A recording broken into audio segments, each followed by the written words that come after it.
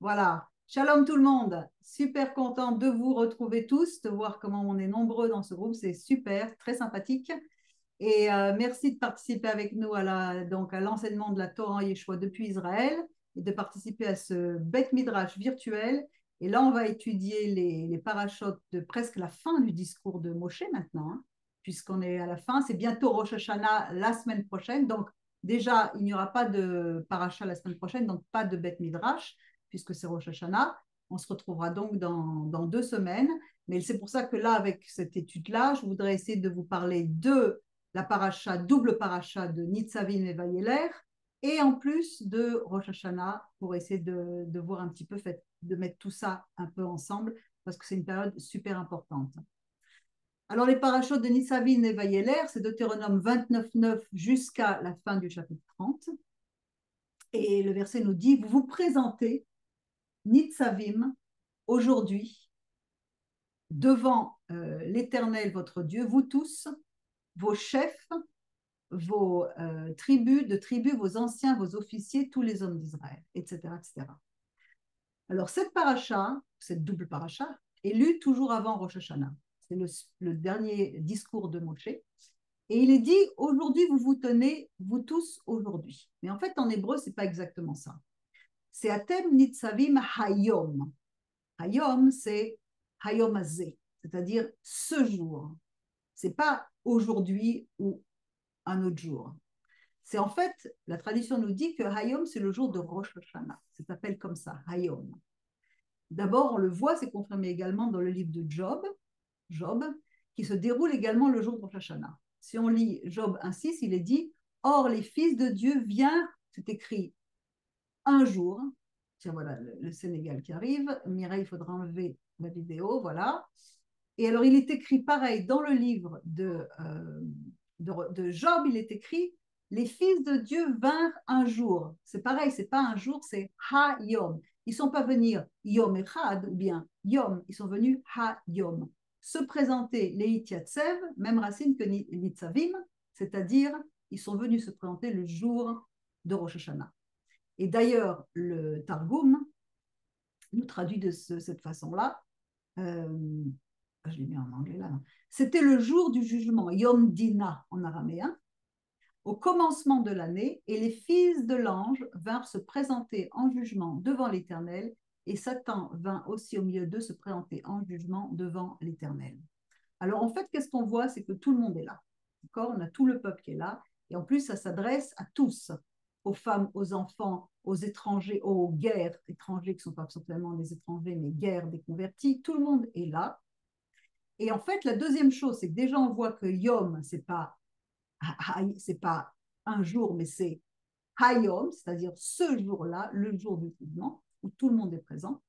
Et en plus, Nitzavim, ça ne signifie pas vraiment vous vous tenez. Ce n'est pas, par exemple, si on veut dire vous vous tenez, on dirait Omdim, comme la Hamida, la prière que l'on dit debout.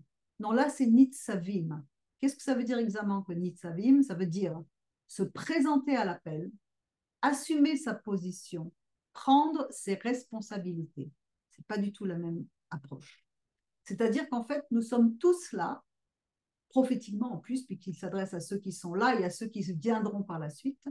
Nous sommes tous là avec les conséquences de nos actes de cette année que nous avons passée et les résultats pour l'année à venir. C'est le moment de faire face aux responsabilités, face à l'alliance avec Hachem. C'est-à-dire qu'en fait, maintenant, nous portons les conséquences résultantes d'un engagement envers lui. Qu'est-ce qu'on a fait cette année? Et en fait, la parole nous dit, d'une façon dramatique, Hébreux 10, 31, c'est une chose terrible que de tomber entre les mains du Dieu vivant.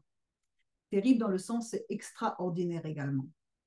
Avec Rosh Hashanah, ce n'est pas seulement le peuple d'Israël, c'est le monde entier qui vient, qui attend le verdict.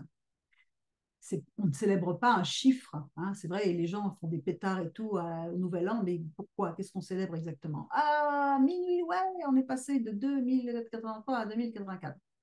Qu'est-ce que ça change? C'est pas ça qu'on célèbre. Nous, on célèbre autre chose. On célèbre un plan. Le menu pour l'année à venir. C'est complètement différent. Alors, on veut avoir des bénédictions. Tout le monde veut être béni, n'est-ce pas? Donc, comment est-ce qu'on peut faire pour recevoir le maximum pour être béni à Rosh Hashanah? Rosh Hashanah qui va être le verdict, qui va nous permettre d'amorcer l'année prochaine. Tout d'abord, il faut voir que Shana, Rosh Hashanah, Shana, ça veut dire changer. D'accord? C'est les Shanot. Les Shanot, ça veut dire un changement. On l'a vu la semaine dernière aussi. Le mois nouveau, Chodesh, c'est renouvelé, comme dans Brit Hadasha. C'est-à-dire qu'en fait, chaque nouveau mois nous donne la possibilité de changer pour arriver à la fin de l'année, changer. Donc, Shana, c'est on s'engage de nouveau à changer, à renouveler quelque chose. Chaque année, le Créateur nous donne l'opportunité de nous améliorer, de travailler à notre salut. De son côté, ses promesses sont éternelles. Lui ne bouge pas. Il est constamment en train de donner et de donner et de donner. Parce qu'il nous a créés, nous, pour recevoir. Lui ne change pas, mais chacun peut recevoir les bénédictions de façon différente. Par exemple, Jacques 1,17 nous dit « Toute grâce excellente et tout don parfait descend d'en haut du Père des Lumières, chez lequel il n'y a ni changement, ni ombre de variation. » Okay? Mais nous changeons. C'est pour cela qu'on va, selon le vase que nous construisons, on va recevoir ou on ne va pas recevoir différemment. Okay? Alors, qu'est-ce qui définit notre capacité à recevoir? En fait, c'est notre volonté, notre désir. Nous ne pouvons recevoir plus que ce que nous voulons. C'est-à-dire qu'en fait, qu'est-ce qui va déterminer la grandeur du vase? C'est la façon dont nous désirons le recevoir, désirons recevoir sa lumière. C'est-à-dire que plus on désire recevoir, plus on va avoir. Moins on désire recevoir, ou plus on est occupé par des choses extérieures, moins on va recevoir de sa lumière, ou pas d'une façon différente. Quand on arrive à Rosh Hashanah, on n'est pas toujours au courant de ce que nous avons fait, et souvent c'est inconscient. D'ailleurs, des fois, on n'y fait même pas vraiment attention. On veut une bonne vie, on veut avoir des bénédictions, mais tout n'arrive pas comme on le souhaite. Des fois, ça ne marche pas comme on voudrait que ça se passe. Et surtout si on est encore plein de racines d'amertume, de manque de valeur personnelle, de haine, de jalousie, tout ce qui est dit que du cœur sortent toutes ces mauvaises choses, des reproches, tout ce que le cœur non restauré peut générer, on doit comprendre et on doit accepter que le verdict va être le résultat de l'état de notre cœur pour l'année à venir. Okay? C'est fondamental. On doit voir ça. Nous sommes responsables de notre vie, de la réalité dans laquelle nous vivons. Il est écrit dans Proverbe 4, 23, « Garde ton cœur plus que toute autre chose, car de lui viennent les sources de la vie. » En français, c'est écrit les sources, mais en hébreu, c'est écrit les résultats de la vie. Qu'est-ce qu'il est le résultat? Ça vient de notre cœur. C'est nous qui créons notre réalité. Alors la question, c'est est-ce que nous sommes prêts à assumer nos responsabilités, les conséquences de nos actes, ou est-ce qu'on préfère être dans l'accusation, le reproche envers l'autre, la position de victime? On m'a fait, il m'a fait, elle m'a pas fait, je lui ai pas fait, il m'a fait, etc. Ou est-ce qu'on prend ses responsabilités? Nitzavim. On est devant toi, Seigneur, et on répond à l'appel. Tu nous convoques, on répond à l'appel. C'est la condition pour une bonne vie. C'est-à-dire, en fait, toujours combattre le bon combat, celui de notre cœur qui ne veut pas céder à l'amour de Dieu. On chute, c'est pas grave, relevons-nous. Mais si nous restons toujours dans notre état caliméro, c'est-à-dire on m'a fait, je suis une victime, alors il faut accepter le résultat. Paul nous dit toujours de mener le bon combat contre notre Yetzer Hara, c'est-à-dire dans Romains 7, 18, il dit « Ce qui est bon, je le sais, n'habite pas en moi, c'est-à-dire dans ma chair. J'ai la volonté, mais non le pouvoir de faire le bien. Car je ne fais pas le bien que je veux et je fais le mal que je ne veux pas. Et si je fais ce que je ne veux pas, ce n'est plus moi qui le fais, c'est le péché qui habite en moi. Je me trouve donc en moi cette loi. Quand je veux faire le bien, le mal est attaché à moi. Quand je prends plaisir à la Torah de Dieu selon l'homme intérieur, mais je vois dans mes membres une autre loi qui lutte contre la loi de mon entendement et qui me rend captif de la loi du péché qui est dans mes membres. Là, on est en train de parler du combat entre la nefesh animale et la nefesh béhémite. Okay? Pour ceux qui rentrent après, merci d'éteindre les vidéos. Voilà. Super. Donc, voilà. Donc, en fait, on est vraiment dans ce combat entre la neshama et la nefesh béhémite. Toujours pareil, toujours le même combat. Hachem, lui, donne sans fin, mais nous ne recevons pas, ou pas toujours. Et Jacques nous le dit encore, Jacques, c'est toujours mon épître préféré.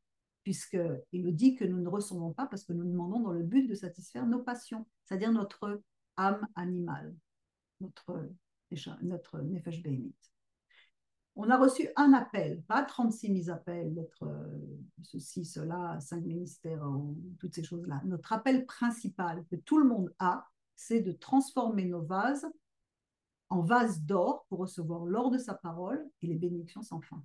Il nous a créés pour recevoir. Nous n'avons pas le choix de ne pas recevoir. Nous devons recevoir, mais de la façon correcte. Donc, Nitzavim, on revient à Nitzavim. Qu'est-ce que c'est?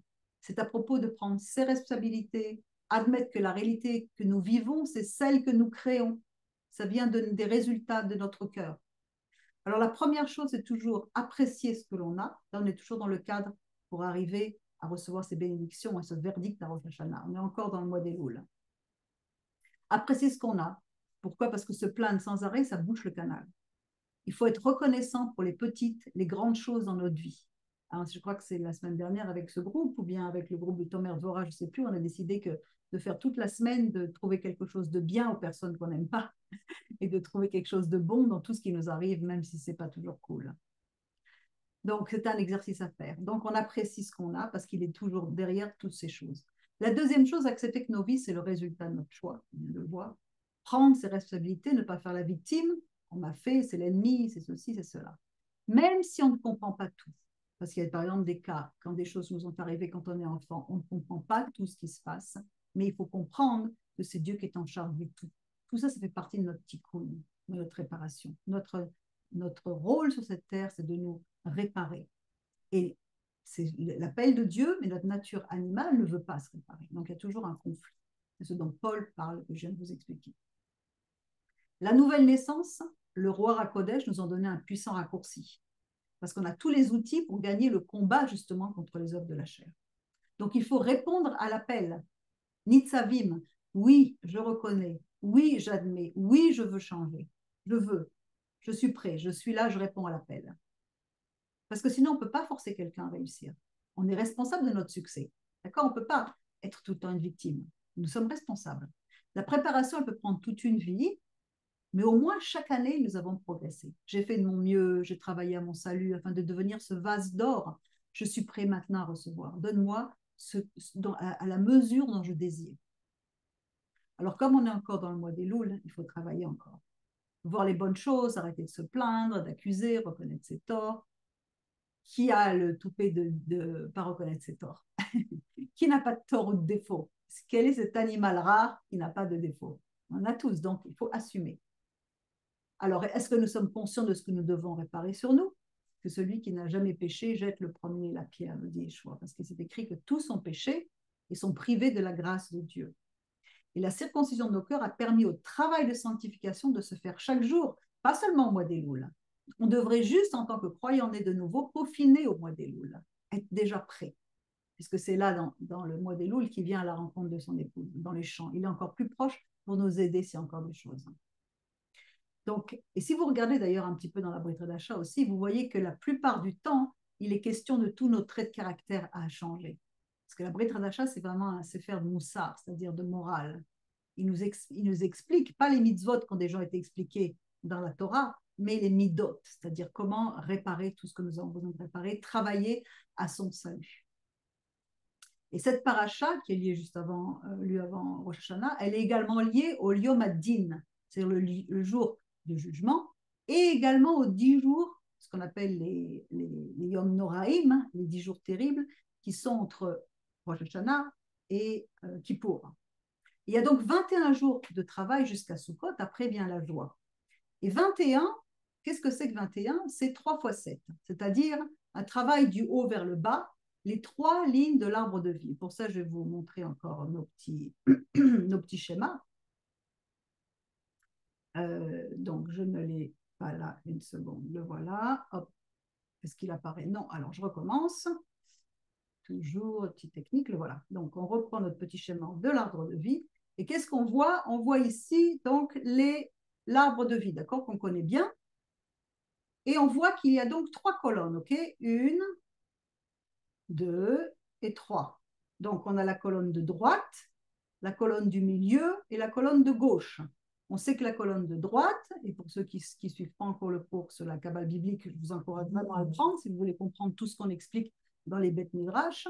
Ça, c'est donc la grâce, la droite. C'est la droite de Dieu. C'est Yeshua assis à la droite de Dieu. C'est la miséricorde divine. Ça, c'est la gauche. C'est la rigueur qui peut se transformer également en din, en jugement. Et au milieu, vous avez l'équilibre entre la gauche et la droite. L'équilibre, c'est le pilier du milieu qui s'appelle Tiferet. Tiferet, donc ça, Tiferet, qu'est-ce que c'est? C'est la mesure de miséricorde, qui est ici, là, vous voyez, la mesure de beauté, de splendeur, d'équilibre. C'est-à-dire que quand on est dans l'équilibre, en toute chose, ça va.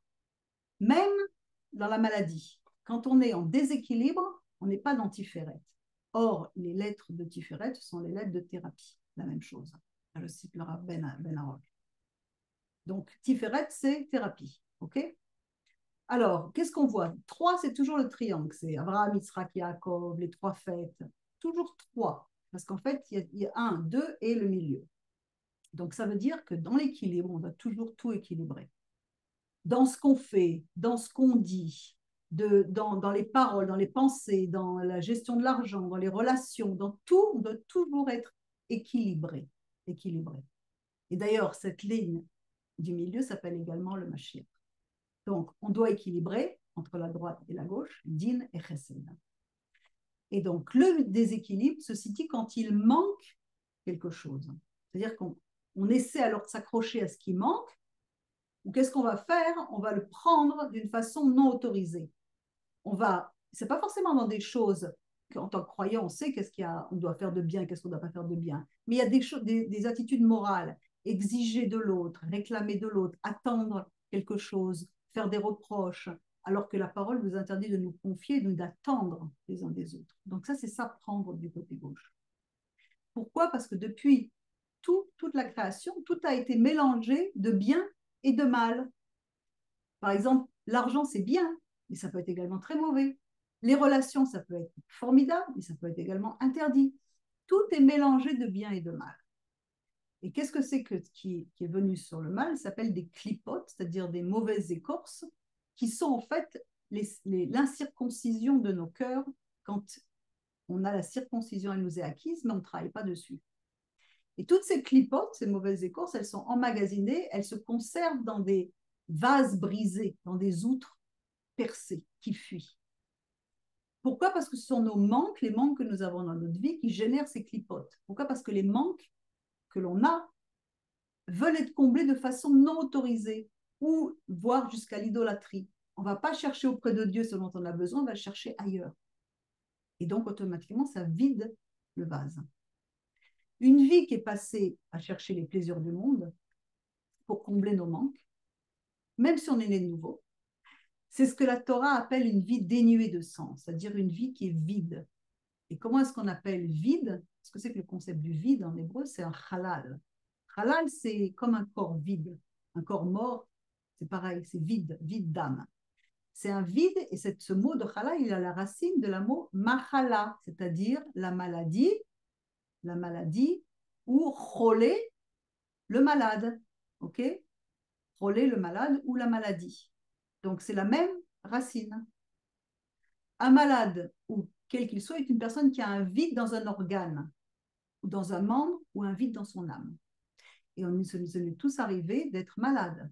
Quand on est malade, par exemple, on dit c'est parce que cet hiver, j'ai eu une terrible grippe à cause de l'hiver. Mais ce n'est pas à cause de l'hiver, c'est du fait que nos défenses naturelles sont faibles, parce que le foie, qui est l'organe d'amertume, de colère, de tout ce que vous voulez, il est bloqué à la lumière. Donc, on tombe malade facilement.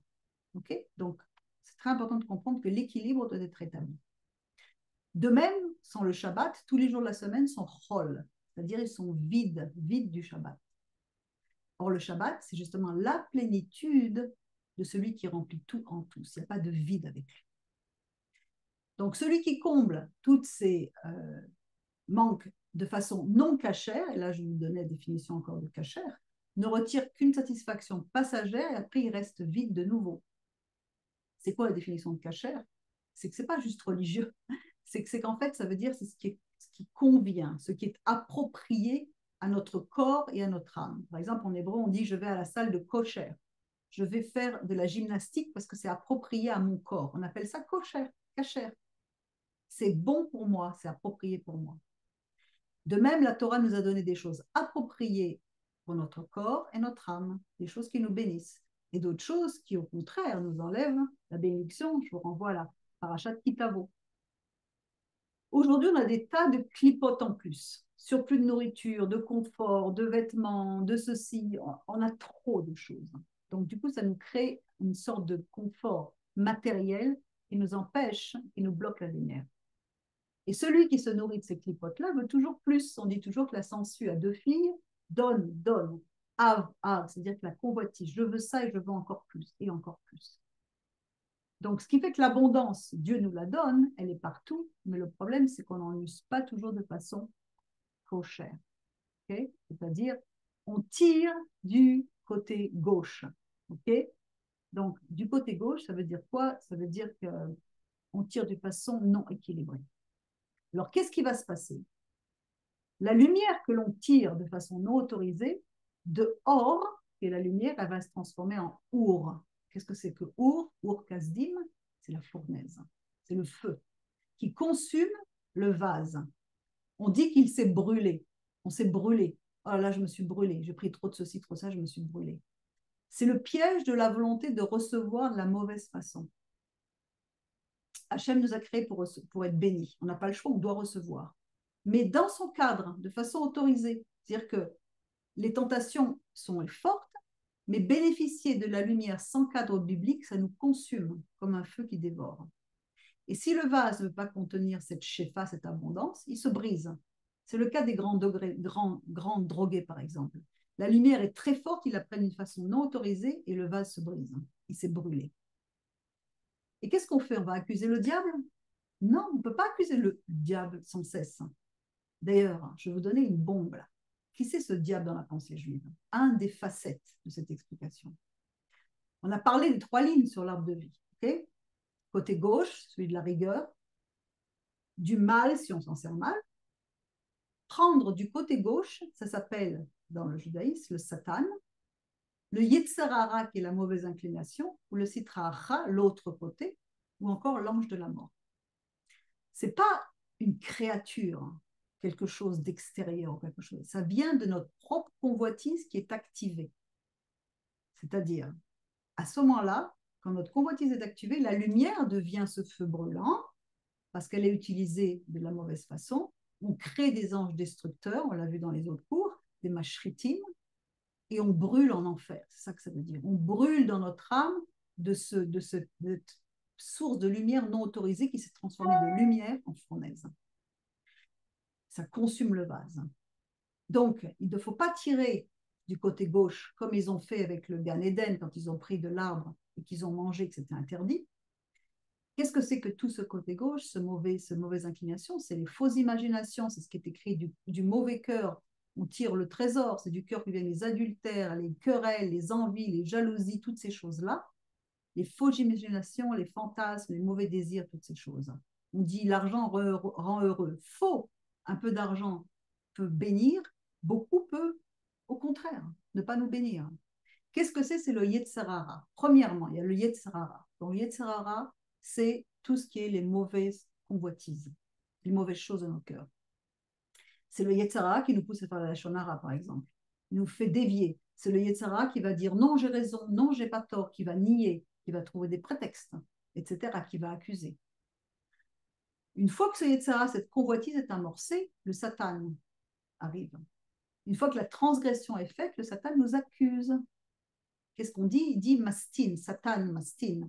Il nous coupe de la racine. Si on revient à Job, comme on a dit au début, à Rosh Hashanah, Satan vient devant Dieu et il le coupe de la lumière. Il réveille la Midat Din. Ce n'est pas quelqu'un, c'est notre propre transgression. C'est de nous que ça vient. On pêche, on est accusé, on est coupé de Dieu. Et après, c'est la mort qui est produite avec l'ange de la mort. Et c'est exactement ce qui est décrit dans Jacques, qui est vraiment toujours encore mon épître préféré, Jacques 1,14, qui nous dit « Chacun est tenté quand il est attiré et amorcé par sa propre convoitise. Première étape, mauvaise inclination, Yetzirah. Puis la convoitise, lorsqu'elle a conçu, enfante le péché, le Satan qui nous coupe de la lumière, deuxième étape. Et le péché étant consommé, produit la mort, l'ange de la mort, troisième étape. tout va ensemble. Et la racine de tout ça, c'est la volonté de recevoir pour soi, de façon égoïste. Je gouverne, je gère, c'est la racine de l'orgueil. J'ai besoin de personne, ne mettez pas dans mon chemin, c'est moi qui fais les choses, etc. Et quand on travaille à son salut, quand on répare les vases et on nettoie les vases de tous ces déchets d'orgueil, de colère, de jugement, toutes ces choses en mettant notre cœur, qui permet que la lumière puisse descendre. Donc en revenant à Nitzavim, vous vous tenez. Nitzavim au pluriel, tous ensemble. C'est-à-dire que c'est l'antidote de l'individualisme et de l'égoïsme. Ensemble, c'est-à-dire mon intérêt, c'est que tu sois bien. Ton intérêt, c'est le mien. L'amour et l'unité à Ava Echad, c'est 13 et 13, et 26. 26, c'est Yud Kevavke, le tétragramme sacré. C'est-à-dire que quand on est dans l'amour, on est dans l'unité et on est dans le sacré, on est dans le non suprême. Il faut toujours essayer de voir les choses avec un bon œil et un bon cœur, se réjouir du bien fait à l'autre. Dans un mariage, il y a de la compétition. Si chacun veut prendre sa place sans donner à l'autre, c'est la guerre. Je règne, je gère, c'est pas toi. Dès qu'on veut recevoir pour soi, il y a la brisure du vase. La jalousie, la compétition, l'orgueil, etc. Chacun doit rester à sa place et donner de la place à l'autre. Nitzavim, nous sommes tous ensemble devant toi, Seigneur. Devant Hachem, chacun reçoit ce qui lui convient. Il nous donne à chacun ce qu'il a besoin. Si on veut ce que le voisin a, on brise le vase. On devient maintenant une autre personne. Et au contraire, on doit remercier car on est satisfait de tout ce que l'on a. On dit, même en hébreu, on dit qui est celui qui est riche et celui qui est satisfait de sa part. On ne veut pas être celui qui règne ou qui gère tout. On partage, on fait partie du même corps. Et c'est d'ailleurs tout ce qu'on est en train de développer dans le nouveau cours sur le palmier de Déborah, qui enseigne sur comment imiter les attributs divins, qui est en fait l'étape encore supérieure après la formation du Tikkun HaNefesh. Là, on passe à une autre étape avec le palmier de Déborah. Il faut comprendre que ces clipotes qui nous empêchent de rentrer dans les bénédictions, c'est pas nous. Notre neshama, c'est pas ça. Notre neshama, elle est pure. Mais tout ce qu'on a accumulé et notre nefesh behemite, c'est elle qui nous crée les clipotes. Mais quand nous, on est vraiment qui on est et qu'on est débarrassé de ça, on n'est plus la même personne. Parce que nous, qui on est vraiment, c'est celle qui a envie de faire du bien, qui a envie de recevoir et de faire du bien. Et Jacques nous dit encore une fois Jacques, il nous dit, et ça c'est le verset de la fin des temps, poursuivez la paix avec vous-même et la sanctification, c'est-à-dire ne pas revêtir la nature du monde, mais celle de Hachem, sans laquelle personne ne verra le Seigneur. C'est pour cela qu'on encourage toujours à suivre le cours de Tikkun HaNefesh, de savoir comment fonctionne notre âme pour pouvoir travailler sur toutes ces choses-là, pour pouvoir travailler à notre salut, pour comprendre quels sont les clipotes et les blocages que nous avons. Et donc, pour ceux qui ont le cours, étudiez-le, mettez-le en pratique. Donc, on revient à la paracha, et là, le texte devient complètement prophétique, car Moshe annonce déjà à la génération qui n'a même pas entré en terre promise, qu'elle va être exilée, qu'elle va revenir. Et tout le passage entier parle de la repentance qu'Israël va expérimenter dans le futur après l'exil. Et d'ailleurs, la tradition juive voit une allusion à la dernière rédemption, celle avec le Mashiach, puisque la première, c'était celle d'Égypte, la seconde, c'est celle de Babylone, la troisième va s'effectuer au temps messianique. Et d'ailleurs, je vais vous partager maintenant ce texte-là, vous allez voir. Donc, il partait dans l'étude des études de la yeshiva. Hein. Donc, ceux qui ont l'étude sur Nitzavim, vous allez la trouver. Nitzavim Vayeler, ce passage de Deutéronome 30, 10. Vous voyez en orange, il y a toutes les fois où ce mot hébreu, la chouve, qui veut dire retourner, apparaît sous toutes ses formes. Mais là, il est traduit de façon différente. Rappeler, retourner de nouveau, t'es captif, tu reviendras, etc. Et ça continue jusqu'à ici. Prendra de nouveau, retournera, tout ça. Ce sont tout ce qui est traduit ici en hébreu. Et ce mot chouve, il apparaît 8 fois dans ce paragraphe complètement prophétique qui est en train de dire quand tu reviendras, tu n'es même pas rentré que déjà je t'annonce que tu vas partir et revenir. Et ce mot de chouve, il signifie retourner, aller en arrière, ramener, faire marche arrière, retourner après un départ forcé. Le mot repentance, tchouva, est formé avec cette racine également. Et ces 8 mentions des mots comportent la racine chouve.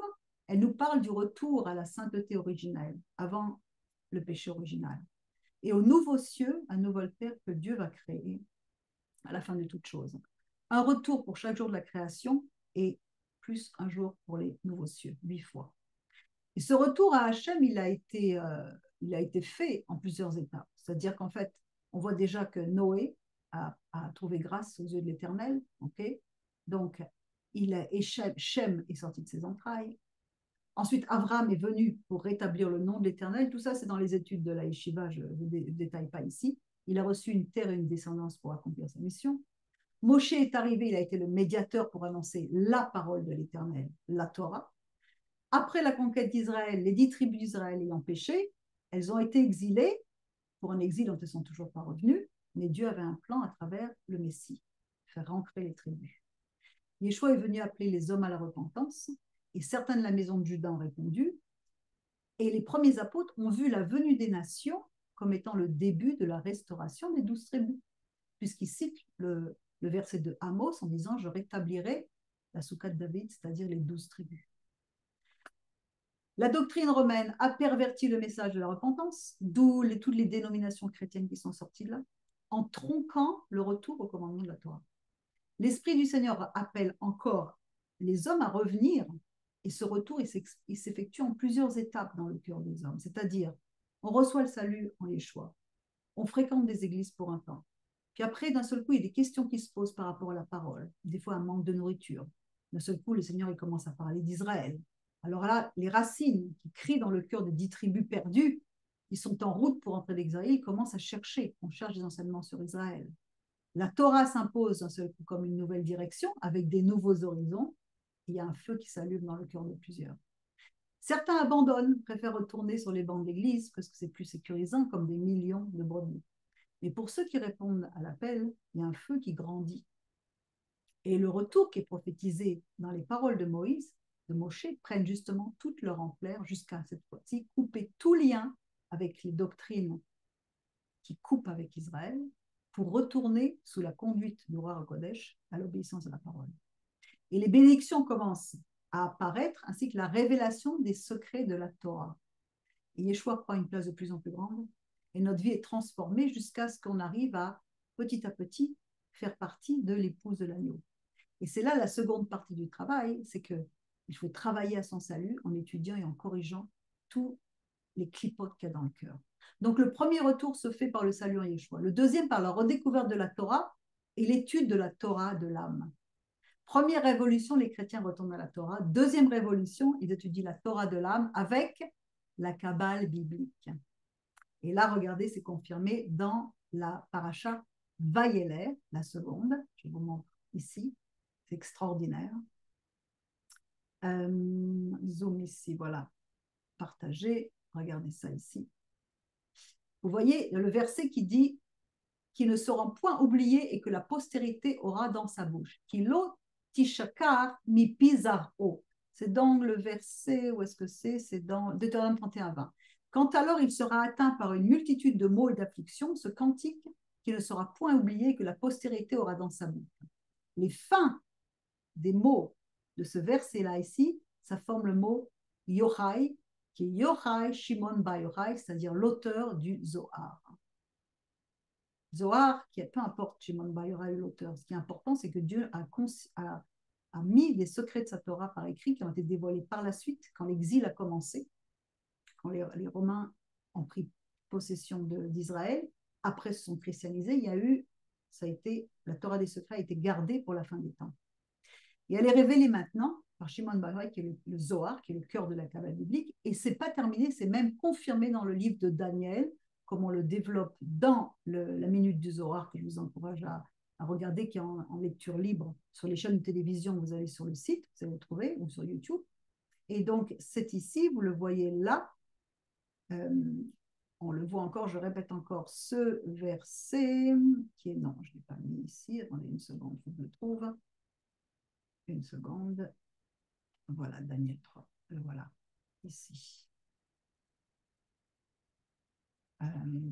Voilà. Et ceux qui auront été intelligents, Daniel 12:3, brilleront comme la splendeur du ciel, et ceux qui auront enseigné la justice à la multitude brilleront comme les étoiles à toujours et à perpétuité.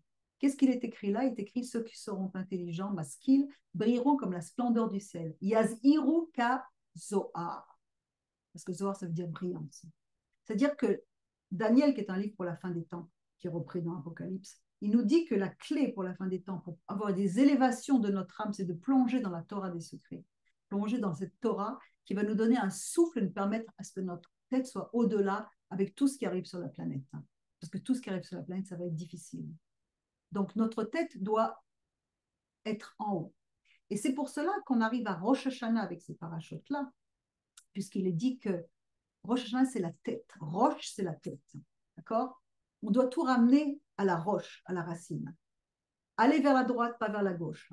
Ainsi, Rosh Hashanah symbolise la tête du corps séphirotique de l'arbre de vie qui déverse son abondance, c'est-à-dire son flux dans le corps de l'homme. Quand on étudie la Kabbale biblique, on étudie qu'il existe un corps adamique, Adam, qui est composé de 365 tendons et 248 membres pour un total de 613, comme les 613 mitzvot répertoriés dans la Torah. Tout au long des 65 jours, de 365 jours de l'année, cette abondance est déversée à travers nos membres et nos corps. Okay? Et cette abondance, ça se déverse, il est dit que dans le Zohar, il explique que ça se déverse par 3 organes principaux de passage qui sont le cerveau, le cœur et le foie. Le moach lève le kaved. Pourquoi le kaved? Parce que le foie, c'est celui qui est le siège de l'amertume, de la colère, de toutes ces choses, etc. S'il est en mauvaise santé, le reste va être en mauvaise santé. C'est le roi, on l'appelle le roi. Mais il se trouve que les initiales de ces 3 organes, ça donne le mot Meler, le roi, que nous implorons le jour de Rosh Hashanah. On lui demande de renouveler en nous un cœur, une pensée, un esprit de bonne volonté, sans colère ni animosité. Et avec la circoncision du cœur que nous avons obtenue, on peut recevoir alors le roi HaKodesh. Comme le souligne la valeur numérique de l'Éternel ton Dieu circoncira ton cœur, Adonai, ve'umal Adonai Elohecha et levavcha, qui est la même que celle de roi HaKodesh. Circoncira ton cœur, l'Éternel ton Dieu circoncira ton cœur, c'est la même que roi HaKodesh. Quand on a la circoncision du cœur, on reçoit le Saint-Esprit, bien entendu. Et le shofar de Rosh Hashanah nous aide, parce que le shofar, dont la racine veut dire l'échapper, c'est-à-dire améliorer, il produit des dinim, c'est-à-dire des jugements. Il prend les jugements de la gauche, qui sont les convoitises, toutes ces choses-là, et il les brise. On dit que c'est encore, le côté gauche, on dit que c'est encore Ésaü. Ésaü qui a méprisé le droit d'aînesse, qui a méprisé le fils, tout ça s'est développé dans les études de la yeshiva. C'est le symbole du rouge. Il était roux, c'est le din, le rouge c'est la gauche, le dragon rouge qu'on retrouve dans l'Apocalypse, c'est encore ça. Et le shofar, qu'est-ce que ça fait? Ça apporte la confusion, ça déchire le Satan. Ça déchire notre chair, tous les œuvres de notre chair. Et Dieu nous appelle vers le haut, il nous rappelle d'où vient notre âme. Elle vient de dessous le trône. C'est pour cela aussi qu'on dit qu'Ésaü a perdu la tête, qui a été coupée par les fils de Jacob et qu'elle a roulé dans la cavette de Marpella, où elle sera enterrée avec les patriarches. C'est pour cela qu'on écrase la tête du serpent. Rosh Hashanah, la tête. Le changement, c'est à partir de la tête, le siège est pensé, et le shofar est au-dessus de la tête. Et donc, Ésaü, c'est le représentant de la doctrine babylonienne qui enseigne que la Torah n'est plus valide. Il voulait détruire la vision messianique. Mais le Seigneur nous permet qu'il va nous ramener à la maison de la bonne doctrine, de la Torah. Et enfin, le retour va se faire d'une façon miraculeuse, à la fois physiquement et spirituellement. Il nous parle de l'enlèvement. Qu'est-ce que c'est que l'enlèvement? Ce n'est pas l'enlèvement, encore une fois, de Hollywood. C'est un autre degré de conscience. On revêt un autre degré de Neshama. On arrive à une révélation beaucoup plus. On est enlevé dans les hauteurs de l'esprit. Deutéronome 30 nous dit « Il te rassemblera de nouveau d'entre tous les peuples où l'Éternel ton Dieu t'avait dispersé. Quand tes dispersés sera au bout des cieux, l'Éternel ton Dieu te rassemblera de là, te prendra de là. Et l'Éternel ton Dieu te ramènera dans le pays que tes pères ont possédé et tu le posséderas. Te ramènera en Israël. » Et qu'est-ce qui est écrit dans Matthieu 24? Et aussitôt après la tribulation de ces jours-là, le soleil sera obscurci, la lune ne donnera pas sa lumière, les étoiles tomberont du ciel, les puissances des cieux seront ébranlées, et alors paraîtra le signe du Fils de l'homme dans le ciel. On fait référence à Daniel. Toutes les tribus de la terre se lamenteront, on fait référence à Zacharie. Verront le Fils de l'homme venant sur les nuées du ciel, c'est Daniel, avec puissance et une grande gloire. Et il enverra ses anges avec un chauffard retentissant, trois. Ils rassembleront ses élus des 4 vents depuis l'un des bouts du ciel jusqu'à l'autre bout. C'est il reprend Netzavim, Nitzavim, la paracha prophétique. Et le texte hébreu en plus nous annonce également le retour de Yeshua. Il nous dit, et je vous montre encore un partage là, ici, vous voyez, l'Éternel ton Dieu va passer devant toi, c'est lui qui détruira ces nations devant toi, tu les déposséderas. Yeshua lui, non, c'est pas celui-là que je voulais partager encore, excusez-moi, c'est pas celui-là, je suis allée trop tôt, je vous reprends. Le texte hébreu nous annonce le retour d'Yeshua, il dit, dans Deutéronome 30, il arrivera que l'Éternel, ton Dieu, rétablira tes captifs. En fait, il n'est pas écrit qu'il rétablira tes captifs, c'est écrit littéralement, il reviendra avec tes captifs. Veshav Elohecha. C'est-à-dire qu'en fait, il va revenir avec les captifs. Parce que normalement, d'après ce que Rachid nous dit, ça aurait dû être écrit Ve'eshiv, et non pas Veshav. En hébreu, Ve'eshiv, ça veut dire il fera retourner. Tandis que là, il est écrit il reviendra. La Shrina reviendra d'exil avec Israël pour remplir encore de nouveau Jérusalem avec les 12 tribus. Il va rentrer d'exil avec son épouse et lui-même va venir nous chercher. Et il s'agit de quoi? Du rassemblement des 12 tribus, encore prophétisé depuis le début de Genèse jusqu'à la fin de l'Apocalypse. Et dans Ésaïe 27, il est encore question de ce chauffard quand il est dit en ce jour-là, on sonnera du grand chauffard, Itaka Beshofar. Et alors reviendront ceux qui étaient exilés au pays d'Assyrie, c'est-à-dire les tribus, fugitifs du pays d'Égypte, c'est-à-dire Juda, et ils se procèderont devant l'Éternel sur la montagne sainte à Jérusalem. Et on le retrouve encore dans 1 Corinthiens 15, ces grands chauffards. Voici, je vous dis un mystère, nous ne mourrons pas tous, mais nous serons changés en un instant, en un clin d'œil. La dernière trompette, c'est à chauffard à Haron, le dernier chauffard. Le chauffard sonnera, les trompettes et les morts ressusciteront incorruptibles et nous serons changés. Et tenez-vous bien, c'est que la valeur numérique du dernier chauffard, à chauffard à Haron, est égale à Rosh Hashanah. Donc c'est à Rosh Hashanah qu'il faut s'attendre à une élévation de conscience et donc avoir la tête au dehors parce qu'on étudie la Torah des secrets. Et maintenant, juste pour finir avec une perle de nouveau, la révélation passe maintenant à Yehoshua. C'est-à-dire qu'en fait, c'est Josué, Yehoshua qui est le même nom que Yeshua dans la Bible. Bien sûr, il n'y a pas d'autre nom que Yahushua, Yayoyowa et tout, ça n'existe pas. C'est Yeshua ou Yehoshua, texte, Nekuda, Sophite, point final, c'est marqué dans le texte hébreu, 2 fois. Yehoshua prend à tout le rôle principal. Et il est appelé, dans Deutéronome 31-23, l'Éternel donna ses ordres à Josué, fils de Nun, bin Nun. Bon, là, je vous partage ce que je voulais vous partager. Et voilà. Et le verset vient comme ça. L'Éternel, Adonai, ton Dieu lui-même, va passer devant toi. C'est lui qui détruira ces nations devant toi et tu les déposséderas. Yehoshua, lui, va passer devant toi comme l'Éternel l'a dit. Qu'est-ce qu'on voit dans le texte hébreu? On voit déjà que le nom Yod-Kevavke, le tétragramme sacré, entoure son peuple devant et derrière. D'accord? Il est là, tout le temps. Mais en plus, on voit qu'il y a l'Éternel, Yod-Kevavke qui passe, puis Yehoshua qui passe. Parce qu'en fait, c'est le même. D'accord? Le Messie est appelé Yehoshua, Yeshua est appelé Yod-Kevavke également. Il est appelé le fils dans Zéiranpin, dans l'arbre de vie également. Et il est dit, Moshe va être enterré sur le mont Nebo. Nebo, on en a déjà parlé, c'est quoi? On va jamais trouver sa tombe. Yeshua, lui, va prendre le nom de Bin Nun. Nebo, c'est quoi? C'est la lettre Nun, Bo. La lettre Nun qui est à l'intérieur de Moshe. C'est quoi la lettre Nun? Elle a une valeur de 50. 50, c'est une allusion à la porte de Bina, la 50e porte, du discernement de la Torah des secrets. La Torah de l'ensemble, de la big picture. On voit tout le plan de rédemption, la rédemption finale. Moshe, lui, il atteint ce degré, mais il ne sera pas manifesté en terre promise. C'est le fils, c'est-à-dire l'image de Yeshua, Yehoshua, qui prend le relais, qui s'appelle Yehoshua bin Nun, le fils du 50, le fils de la 50e porte du discernement de la Torah, des secrets, de la Torah, de la rédemption finale, qui s'appelle le salut HaYeshua. C'est le fils, par cette filtre que Dieu nous donne, qui nous révèle les secrets de la Torah et de la parole. Alors avec tout ceci, on va se présenter à Rosh Hashanah, Shabbat prochain, donc il n'y aura pas de cours Shabbat prochain. On ne va pas entendre le chauffard Shabbat prochain parce que c'est Shabbat, mais on va l'entendre le dimanche, puisque Rosh Hashanah dure 2 jours, avec la volonté, le désir de dire, oui Seigneur, je veux faire ta volonté, et ta Torah est au fond de moi. pour reprendre les paroles de David. Je prends conscience, j'assume, je prends mes responsabilités, je décide de comparaître l'année prochaine encore plus sanctifié à tes yeux. C'est ça qu'on va lui dire. Alors, on va dire Amen à tout ça et je vous encourage d'étudier la Torah de l'âme, de travailler cette année, investissez pour votre travailler à votre salut, investissez dans toutes ces études, prenez du temps.